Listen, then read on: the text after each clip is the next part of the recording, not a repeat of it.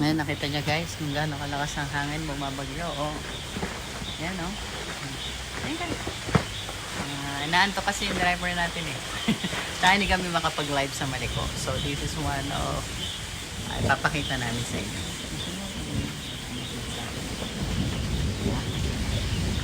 Yan, oh. Yan talaga guys. Ang ganda rito guys. Ang lamig ng weather. Parang Baguio feels. Ang lakas ng hangin ngayon kasi maulan. Oh. Pero I think malamig. Naantok eh. Kailangan magkape. Punta. Ang mga lakwatsero at lakwatsera.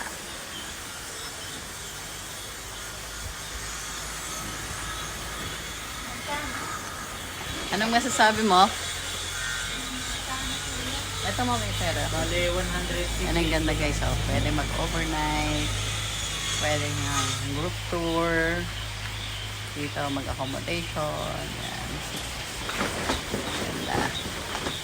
Taas ng hangin. 10 pesos po.